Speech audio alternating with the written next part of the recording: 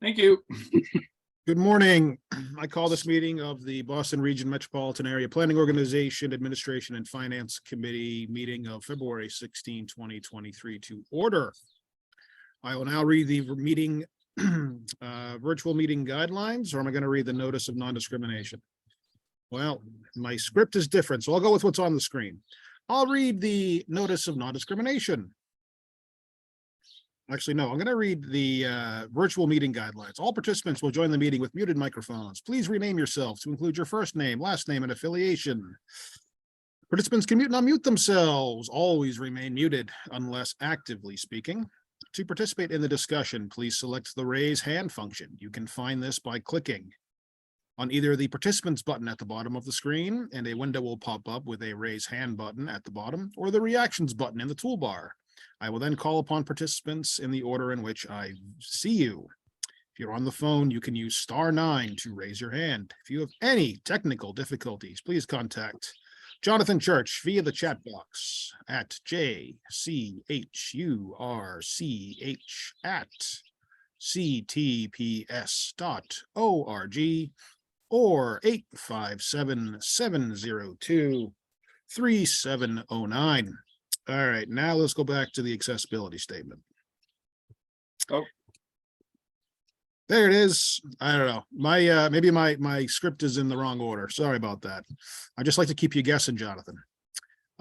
This is the accessibility statement. This meeting is accessible to persons with disabilities. Zoom products are compliant with exceptions to the following standards: web content accessibility, level guidelines, level 2.1, level AA standard, and revised section 508 standards. If you require any additional accommodation in order to participate fully in this meeting, please contact Jonathan Church, MPO staff, via the chat, via email at jchurch@ctps.org, or via phone at 857-702-3709. This meeting is also being recorded.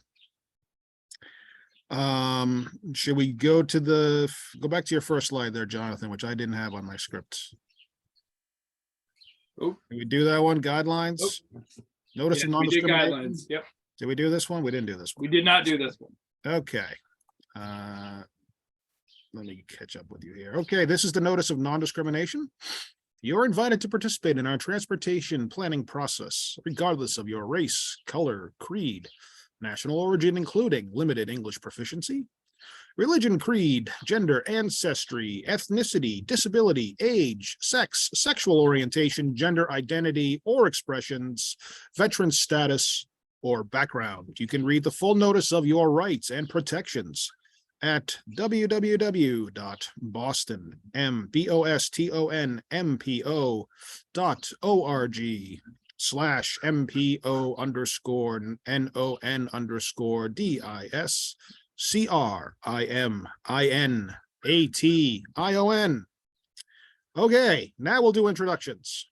Good morning, everyone. My name is Brian Kane. I'm representing the MBTA Advisory Board here today, and I have the distinct honor to chair the Administration and Finance Committee meeting. Let's see. I see Len Diggins on my screen first. Len, why don't you introduce yourself and then throw it over to Eric? I'm Leonard Diggins, Chair of the Advisory Council. Wishing I had as much meetings as you did this morning. Good morning, Eric Barassa with the Metropolitan Area Planning Council. Go ahead, Derek. Derek Cravat, NASDOT Office of Transportation Planning. And go ahead, Bill Conroy. Bill Conroy, City of Boston, representing Mayor Wu. Okay, we have a quorum. And so we'll move on to item number 2, public comments. If there's any member of the public who would like to comment, you can do so now by using the raise hand function. I see we have 9 people participating in the meeting, and it looks like all of them are either CTPS staff or committee members. So we will move on to our first action item, item number 3, summary of the January 19th, 2023 meeting. This was included in the link, which was sent out in advance, and I wonder if any member of the committee has a motion to make at this time. I'll make a motion to approve the minutes. Is there a second? The meeting summary. I'll second it. Leonard, Moved by Eric, seconded by Len. Jonathan, can you call the roll? Brian Kane, Yes. Derek Cravat, Yes. Eric Barassa, Yes. Leonard Diggins, yes. and Bill Conroy. Bill Conroy, yes. Motion carries, Mr. Chair. Thank you, sir. We'll move on now to our item number 4, which is a discussion on the operations, continued discussion of the operations plan, specifically around the hiring of the executive director. So as folks know, we had a pretty in-depth conversation about this last time, which was great. So we're going to try to go through a document to try and clarify what our position is, what we can put in the operations plan, specifically around the process, not just to hire the ED, but also to evaluate them and make any necessary salary adjustments. Tegan, you want to introduce us to this while somebody pulls up that document on the screen? Sure. So we have a new document that was distributed to you to advance the conversation about the process of the hiring committee, and then we have those other topics to talk about as well. So the intent today was to sort of firm up what you felt was an acceptable process. So again, the document that we shared in advance and that you'll see in a minute kind of tightens down the language to 1 page of bullet points to describe the process overall, because I think it was hard for folks to look at multiple pages of text to sort of track it. So this is the snapshot of the process. And then the second/third pages are kind of 2 ways of looking at the process. One is having an initial smaller screening committee. We renamed the committee, so I hope that this is helpful. Let me know if not. And then having a larger hiring committee that would take over the interviewing part. If you can actually stay up at the top, that would be great. Thank you. And then the other option in the second column is kind of having just one big committee and then identifying subsets of folks as needed to perform certain tasks. Based on the conversation the last meeting, what we did was try to simplify the process, but I wanted to clarify a couple of things. There was a suggestion last time to only have, I think, 1 interview before sending finalists to the board. And on reflecting on that, I genuinely don't think that feels like enough to sort of vet through what could potentially be a number of candidates for the position before it gets to the board. The other thing that doesn't allow, that did happen before, is that it's, for example, MassDOT isn't one single individual in terms of how it engages with the board. There are folks like David Mueller and Steve Woelfel, who are often the ones at the meetings, but there's also the secretary. And it's possible that there may be an interest of having one representative at an early interview and another representative handle a later interview. So this gives a little bit more space for additional people to talk to a subset of the finalists. So I left in 2 interviews before recommendations are made to the board. The other thing that we didn't talk very much about last time that I think is very important is how to keep the staff sort of engaged in the process without going too far in terms of their engagement in the process, of course. So there is a recommendation here, and it was in the last document, we didn't talk about it, to have an early touch point with staff in terms of surveying staff early on about what kinds of qualities should go into the job posting, and maybe get other information as these committees see fit in terms of maybe recommendations on not just qualities, but maybe certain kinds of questions to ask or that sort of thing. So it gives that touch point. So that's in here. And then also what's in here is the designation of a staff liaison who would be able to handle the documentation of the process and also keep the staff updated as to where the process is as appropriate without, again, sharing too much information, but having that liaison to make sure that staff is kind of consistently informed about where the process is. So I can pause there, Brian. I think that's the overview of what's in here. And I'm not sure how you want to walk through it. No, it's very clear to me. Thank you for that. So we will discuss today these 2 options, but let's also just go up. Jonathan, can you scroll up a little bit, or whoever's controlling the screen, just to sort of see kind of the cleaned up version of the process that's sort of been laid out here.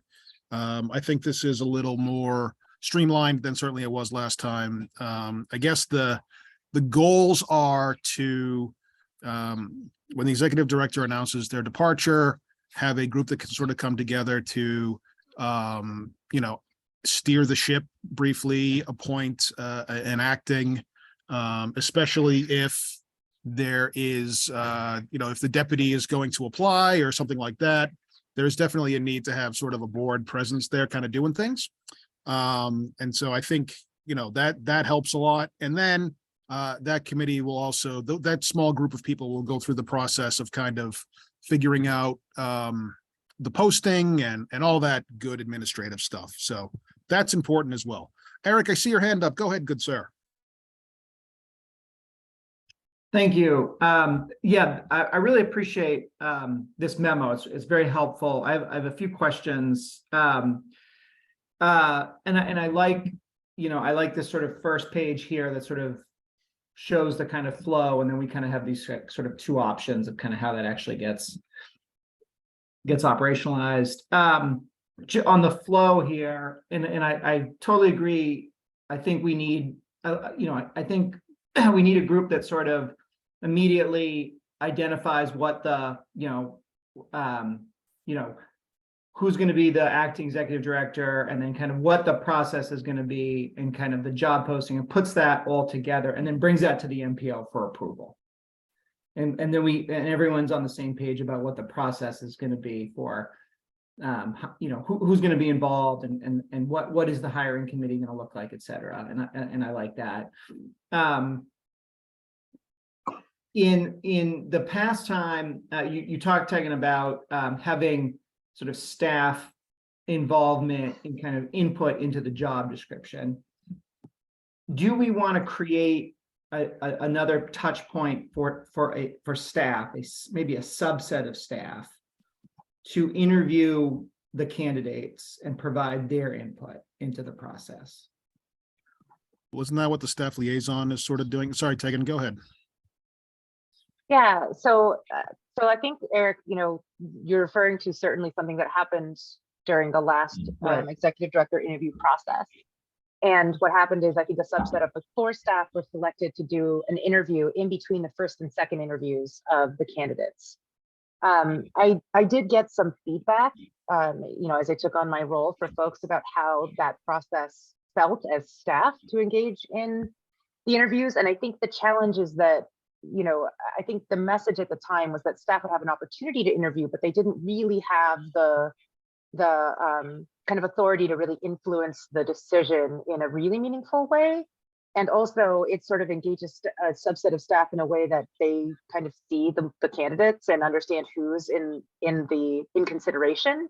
And you may or may not consider that appropriate kind of at that point of time in the interview process, because it can be internal candidates, it can be external candidates. So that's why we didn't suggest here as a baseline for the process to have a separate interview.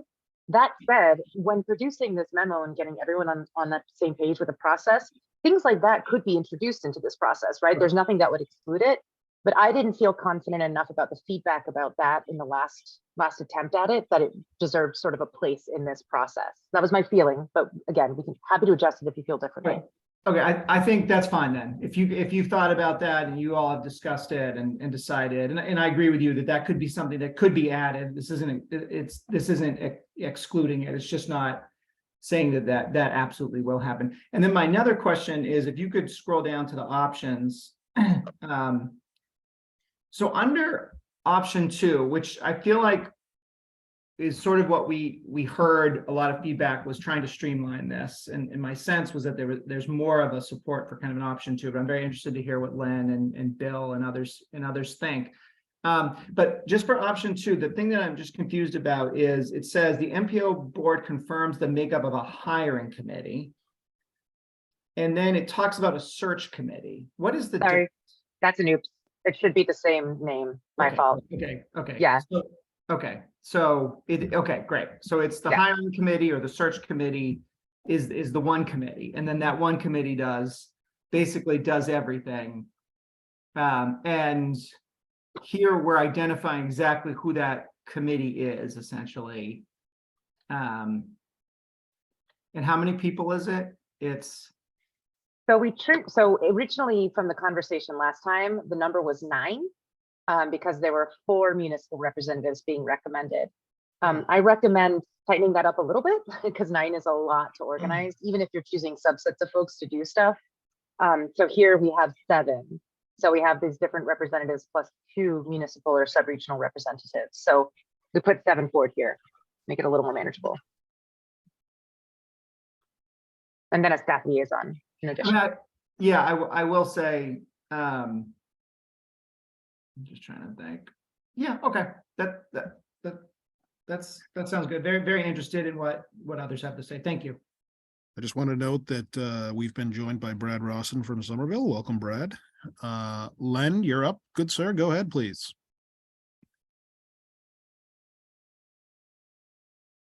Thank you. And so along those lines, just to be clear, so screening committee is different. It's the same as search committee. Sorry, so these names are confusing and I Okay. apologize. We're trying to figure out a way to do it. In the first option, basically the point is there's an initial smaller group of people who have the discussion and set up the framework for the board to confirm for the rest of the process.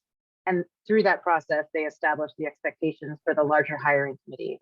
In the second option, you start with a big group of people and the big group of people meets to discuss who's going to work on the memo, the initial memo to get to the board to get everyone on the same page and who's going to be in the interviews later. So you're either starting with a smaller group and then expanding, or you're starting with the one big group and then deciding how to sort of parse out the work, after that. Gotcha. Okay. All right. Fine. Okay. Yeah, because you could have a screening committee plus a hiring committee. So okay, I understand the distinction. First I was clear, and then when Eric asked this question, I was like, maybe I am missing something. Okay, fine. And so on step number 8, so actually I guess step number 7, select members of the screening committee. And how do we determine who these select are? Number 8, sorry. I guess it's Eric. number 7. So select members of the screening committee or their designees. So, and then for option 1, and then option 2 has a selected subset of the search committee. So I guess the question is, how do we determine that selected subset? So I think that is up to the committee, right, to choose and to make a suggestion. It could be, to my point earlier, it could be that if one of the members of the overall committee, for example, is mascot, it could be that, Steve Woelfel, as in last time, has a major role earlier in the process, but then there's, in the second interview process, it could be somebody else that represents the secretary's seat at mascot. It could be David Muller, it could be the secretary. So you can determine that as you go through the process, but we didn't want to be overly prescriptive about the individuals. We wanted to be prescriptive about sort of the seats, right? And The how seats, okay. they then would talk to each other and figure out who are the individuals that then serve in the various stages of the interview. Okay, so I hear you. So as far as who's filling the seat, I understand that, but I guess I got the sense from the subset is that it wouldn't be all the seats being in the search or screening committee that would be being part of that step. So I guess if we're going to have fewer than the total number of seats that we start off with in that subset, then it would probably be good to determine what those seats are at this point, or how we go about determining what those seats will be. Otherwise, it'll just be some kind of it could turn into being uncomfortable discussion about what seats are in that subset. Or maybe I'm just missing what's going on in this step completely, and that's possible. So am I missing? I think it's also important that we leave ourselves enough flexibility to pivot if and when circumstances change. We could have for instance, a mascot secretary that decides he or she wants to play a very active role in the Boston Region MPO. And we need to be able to give ourselves enough grace and room to pivot to allow for such circumstances. And I also want to note that since Tegan is never leaving us, this is never going to have to get in put in place. So I jest. But seriously, no. But the important thing here, Len, is that we need to sort of balance being prescriptive with also giving ourselves enough wiggle room to be able to pivot if and when we need to. I understand that general philosophy, it's, yeah, okay, but just let's be clear, that's what we're doing, I mean, in that we should think through the possible scenarios in which this flexibility isn't going so well, and so that's all. All right, thanks. Thanks, Len. Sure. Mr. Brad Rawson, sir, good morning. Good morning, everybody. Hope this is not too much backtracking in this question. Definitely appreciate these materials and the discussion so far. And I guess my quick question, Brian, is has the historic pattern at this MPO been this prescriptive? You just used that word. I just wanted to make sure I'm kind of level set. Have we always been this prescriptive? And then as a follow-up question, are national peers this prescriptive? And are other Massachusetts MPOs this prescriptive with these types of administrative processes? Thanks. So, I mean, I'll defer to Eric or Annette, who've been through this before. I think this has only happened once or twice in the history of the Boston Region MPO before. So, and I don't think there has been any documented procedure. And I think that was one of the things that FTA sort of came back to us and said as part of their last review, that we need to kind of get this documented a little bit. But I want to defer to Tegan, Eric, or some of our longer tenured folks if they know. Tegan, go ahead. Let me just say first, Eric, would you like to go first from your perspective? Okay. So obviously I've only seen one of these processes happen, Brad and others. But what I would say is that not only, to Brian's point, did the Fed suggest that we produce some level of documentation of process, the goal here is also to help ease the board members who are engaging in this process, to give them sort of a path forward, because I think what happened, and Eric, you would know more, but early on, it just seemed like we all understood that the executive director was retiring, and there had to be, I think, a significant amount of background work to even decide on what the process would be. And so this gives a framework for that process, but the intent is absolutely that original group, being either the smaller group or the larger group, thinks through the process that's presented here and confirms or suggests modifications to that process to the board for then their general approval of the process moving forward. So again, not intended to be super prescriptive, but give enough of a sense of there is expected to be 2 interviews, there's a staff liaison to kind of document things. We know that these are the sorts of bodies on the board that we think it's important to engage in the conversation early on, et cetera, et cetera. And does anyone have an answer to Brad's question on national best practices? Given that we're so unique here in Massachusetts, maybe it's a moot point, but. I honestly, I don't know what other MPOs do, and taking that might be something interesting, like to find out through AMPO. But I really think that having kind of a good outline here of kind of what the process is, even if we don't use it for a long time, I just think having that will be really incredibly helpful to just kind of say, how is this? I really like the idea that we kind of, we take this document, we put it together, we put a job posting together, and then we bring that to the MPO to say, so like, it's not like just by approving this thing here that something's going to just kind of run on its own without the full board at that time, signing off on it.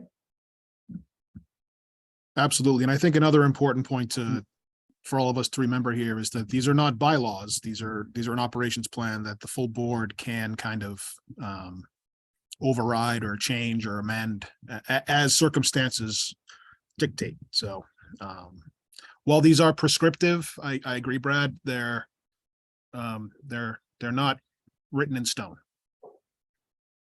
And Brian, please don't interpret my questions as criticism of prescription in general. Standard operating procedures do illuminate the process for all stakeholders, staff, partners, board members. So again, appreciate this. Just want to make sure that this MPO is not being held to different standards than others. We know your feelings on prescriptions, Brad. No problem. Len Diggins, go ahead, good sir. Well, thanks. I'm glad Brad clarified that, and I'm fine with holding ourselves to a higher standard. But just to emphasize why I'm a little bit concerned about that step and not being defined more clearly, because my concern more, and I'm speaking as the advisory council chair, is that, I mean, I can imagine a situation where the advisory council is not included in that step. I mean, and it could be for any number of reasons, and so I guess at all points, I'm trying to make sure that the advisory council has as much input into the process as possible. And I can certainly imagine situations in which maybe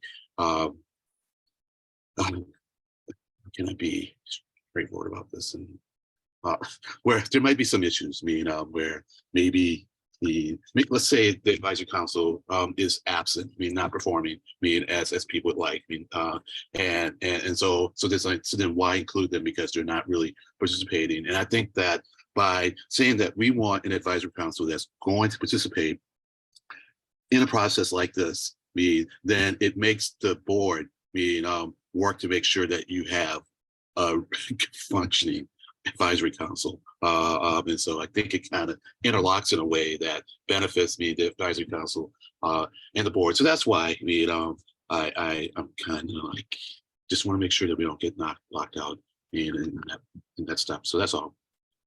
Thanks. Go ahead, Eric. Len, I'm sorry, I was a little confused, but are you talking about option 1 or option 2?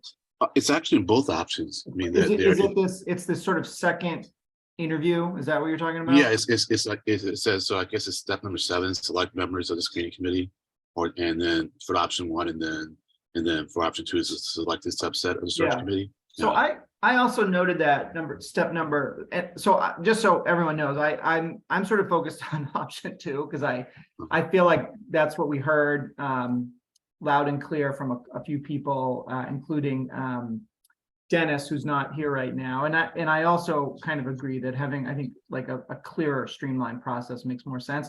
I feel like we could get rid of that step for option 2 and just say it's the search committee that is going to, interview, and they're going to do the second interview too. What was the feeling about kind of narrowing that group down?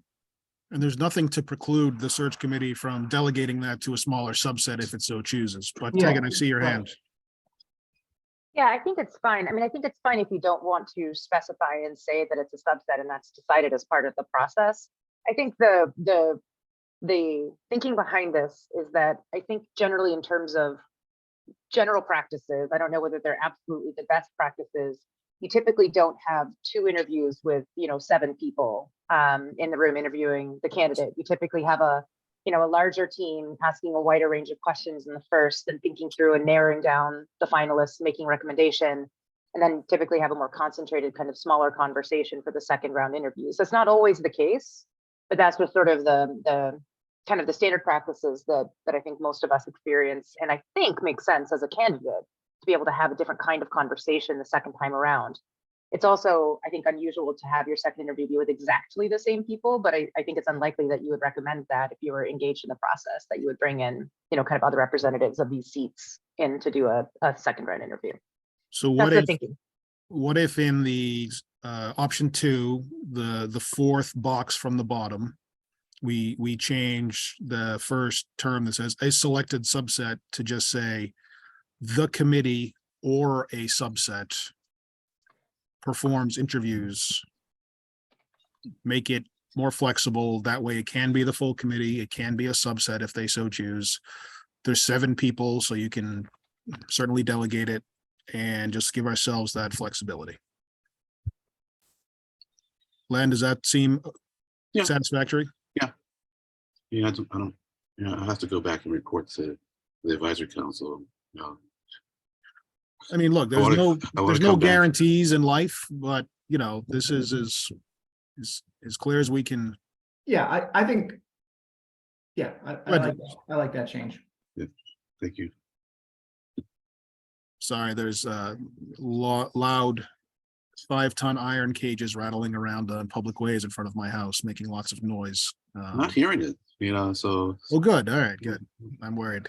I'm listening to War on Cars podcast, so I'm a little hypersensitive, perhaps.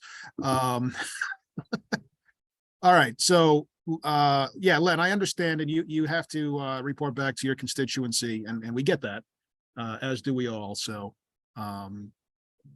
clearly, Artec will never have a chair like you again.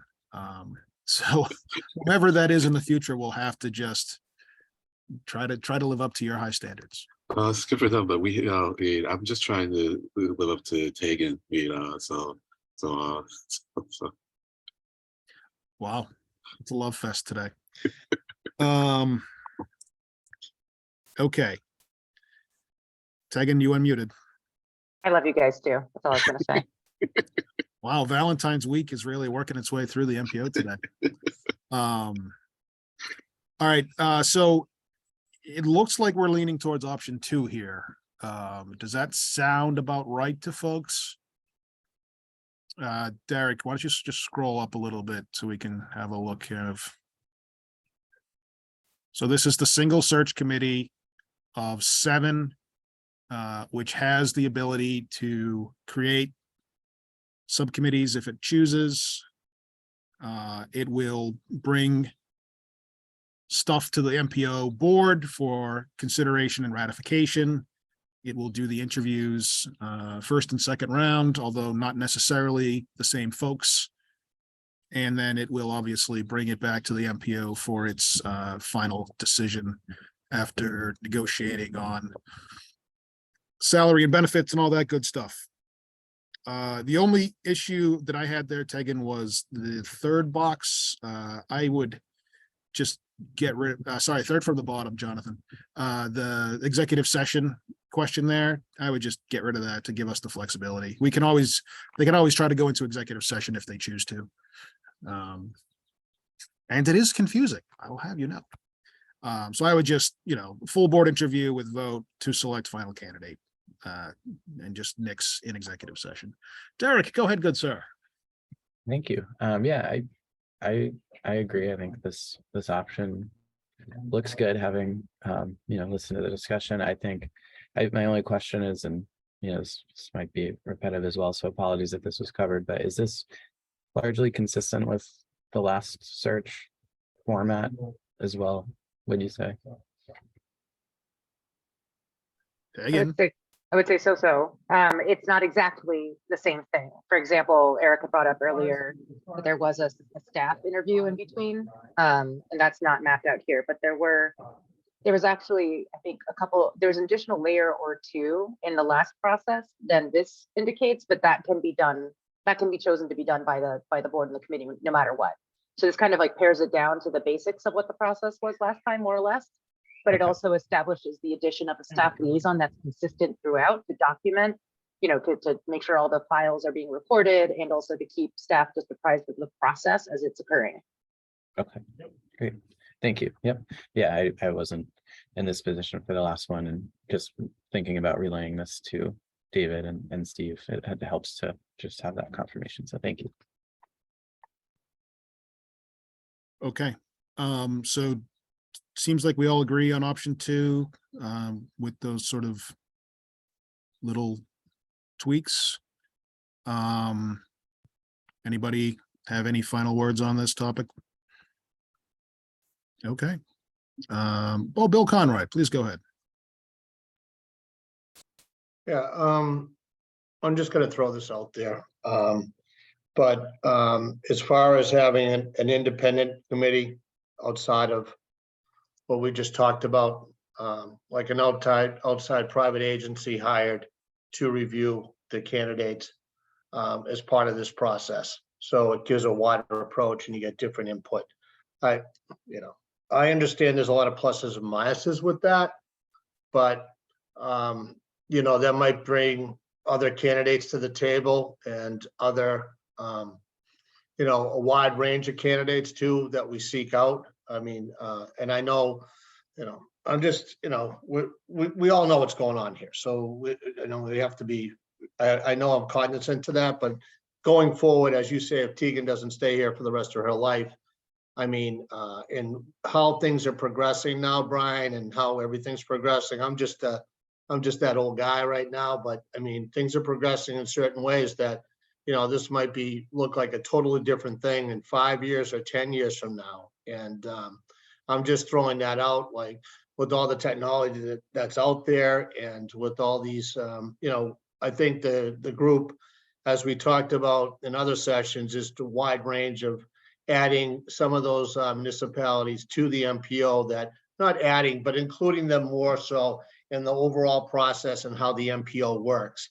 And would that person be more that sits on the board, you know, more of a neutral party or more located in the state that's maybe not as I don't know, close to Boston or close to Springfield, somewhere out in that vicinity that has more of a pulse on the whole state per se, or our area. I shouldn't say the whole state, but the areas of the municipalities we cover, to give it more of that fresh look. And I know it's late in the discussion here, but I'm kind of like that guy sometimes that just throws that stuff out there.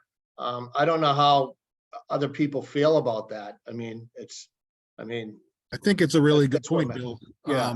I guess Yeah. I would, just to answer, I would suggest if you look at box number 2 from the top Okay. down, option 2, single search committee, the second box from the top.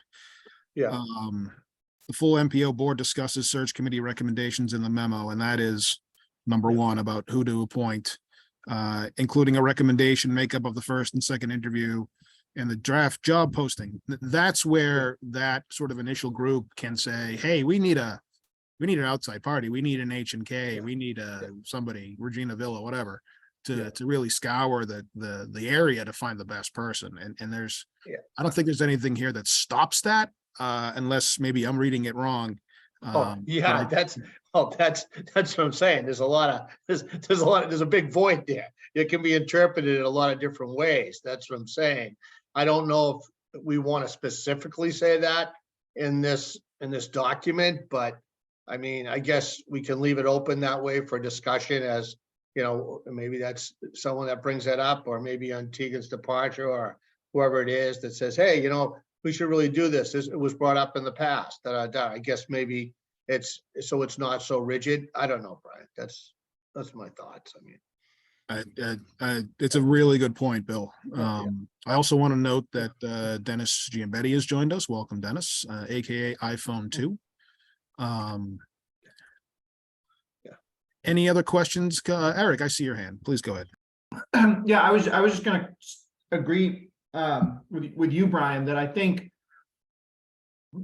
like I mean, and you know, if staff want to add anything here, but I do feel like in this section on the hiring or the search committee, putting together a memo on what the process is going to be, I think that's the place where that group, which is a pretty big group, will say, okay, I think we need to bring in, you know, let's look at the budget. Do we need to hire, you know, an outside consultant to do, you know, to kind of do like a headhunting process? Or do we feel like, you know, we can post this and see what comes in, or post it, see what comes in, and then if that isn't good enough, take that next step. I feel like that's where that decision can be made, and we don't necessarily have to say it has to happen. It's kind of can live in there. But you could add something that says, you know, including you know, looking at you know, external, you know, third party or something like that. I mean, I'm trying, I guess my point here is to eliminate that intimidation factor by, if in fact we do have people, staff, interviewing candidates or being part of it, you know, we want to make sure their voice is heard, you know what I mean? And it's, you know, this isn't just some kind of process we're going through. So if you take that away from them and it's independent, then these candidates are put forth to us, and then we can vent through those candidates. I don't know. I mean, that's kind of how I overall Let's see hear it. from Derek. Go ahead, Derek. No, it's sort of unrelated. But it made me think of it. I don't know if this is the proper stage at which to mention something about the diversity of the committee.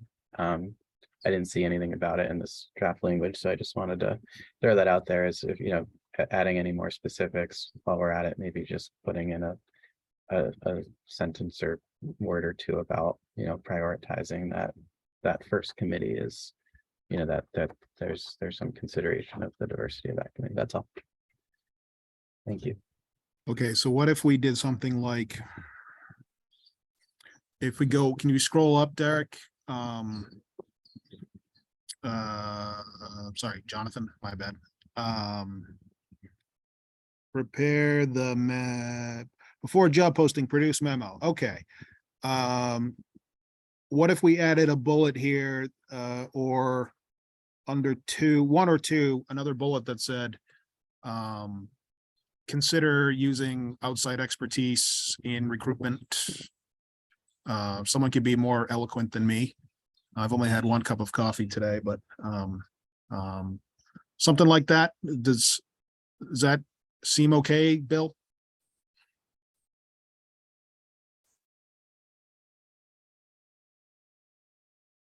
Yeah, I mean, I don't want to get into the minutia here. I mean, I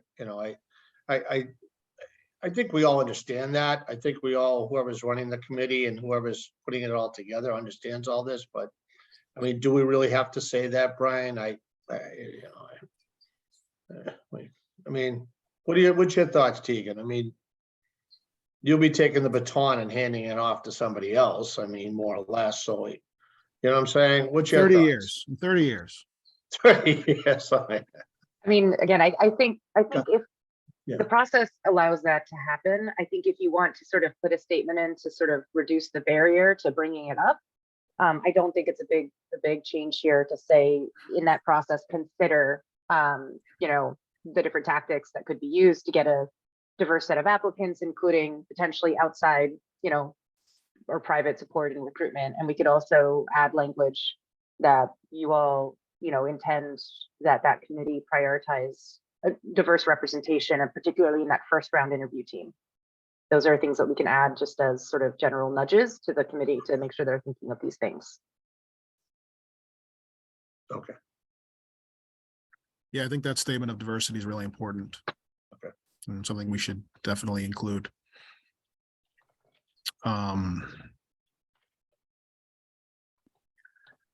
Okay, why don't we?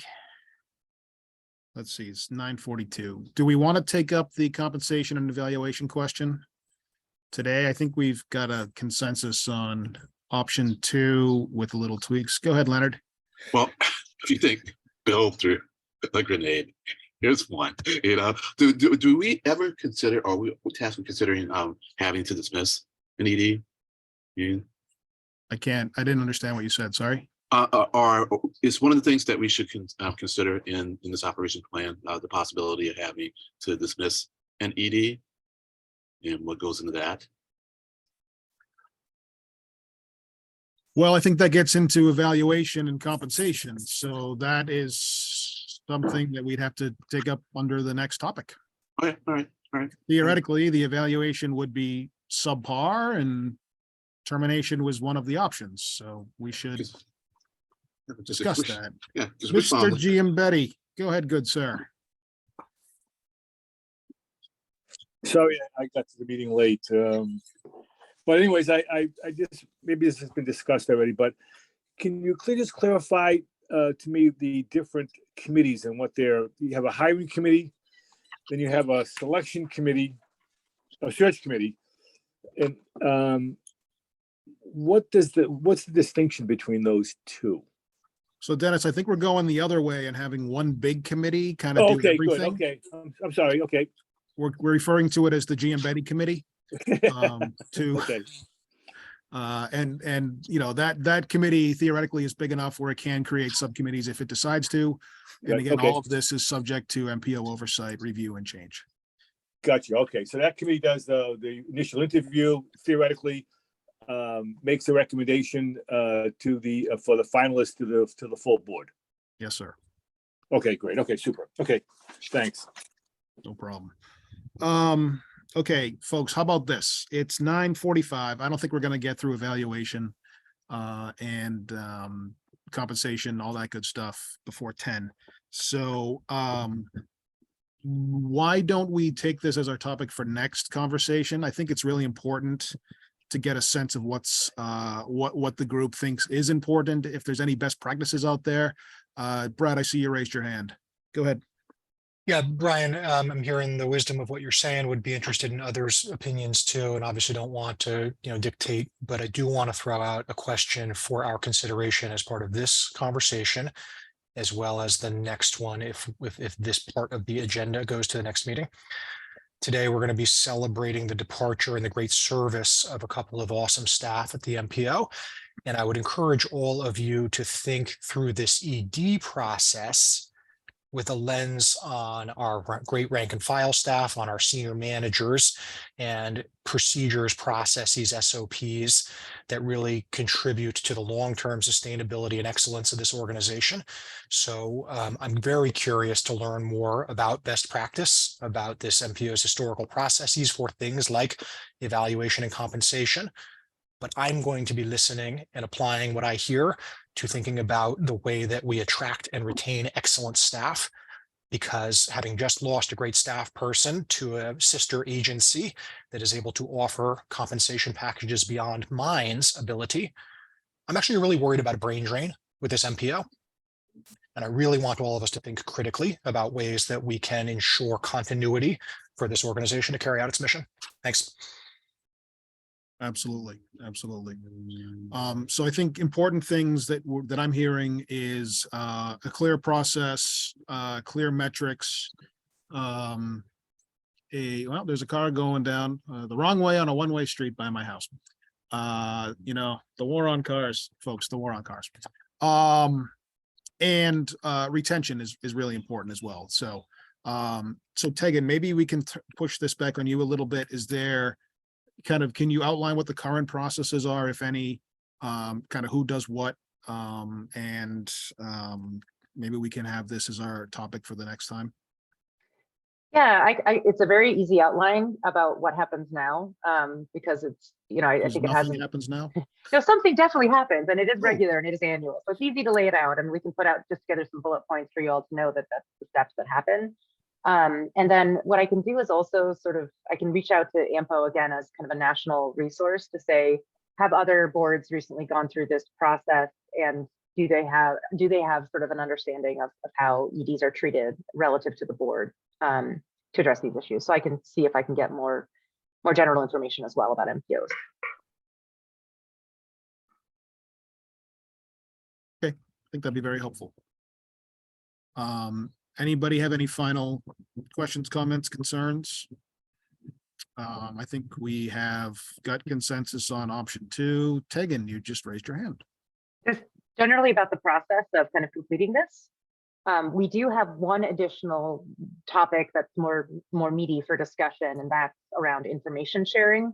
And so we do have kind of a worksheet drafted to facilitate your conversation on that. I don't know that we'll get through the conversation at the next meeting about these issues to move on to it, but we can at least get that to you earlier rather than later. I think the pace that we're going, unless we meet more frequently, is pushing out probably the review of the whole compiled document into April, and then bringing it to the board after that. So I just want everyone to be aware of kind of the pace and how that influences the process, and let you decide if you're comfortable with that and comfortable with reporting that to the board, or if there's something else you'd like to do. I think consultation is our watchword here, so I think it's gonna just take as long as it takes, unfortunately. Well, there's plenty of progress to point to, so that's good. Yeah. Okay. Okay, folks, I'll see you all in 11 minutes unless anybody has any objection. Is there a motion to adjourn? Motion to adjourn. I'll make a motion to adjourn. Jonathan, could you stay on for a second? I just have a question for you. Is that cool? Yes. We are Thank you. adjourned except for Jonathan and Eric. Thank you, folks. Thank you. Thank you. Bye.